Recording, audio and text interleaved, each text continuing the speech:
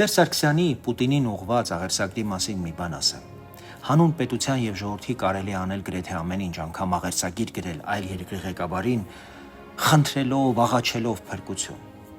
Բայց մի դեպքում, եթե անկեղծ ես, եթե պատրաստ ես կանգնել ժողովրդի առաջ ու ասել ողջ ճշմարտությունը, դա կարող է լինել շատ ծանր,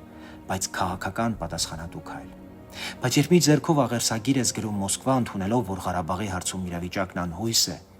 իսկ մյուսով ներսում շարունակում ես կերակրել հասարակությանը հաղթանակի, ուժի, անզիջում լինելու մասին լեգենդներով, սա պարզապես անամոթություն է։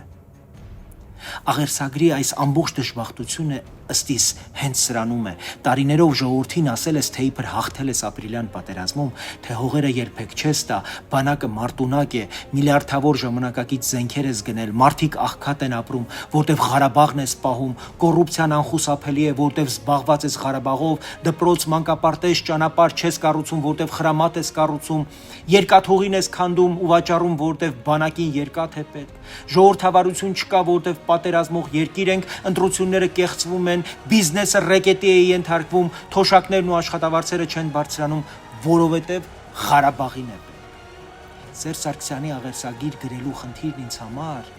ոչ թե նրանում է, որ նա դիմել է Պուտինին, այլ նրանում, որ տարիներ շարունակ Ղարաբաղը դարձել է ծածկագիր սեփական քայքայված պետության, գողացված ընտրությունների, թալանված բյուջեի եւ խեղդված ժողովրդավարության համար։ Երբ Ղարաբաղը վերածվում է ներքաղաքական քողարկման գործիքի, վերջում կորցնում ես եւ Ղարաբաղը, եւ պետության արժանապատվությունը։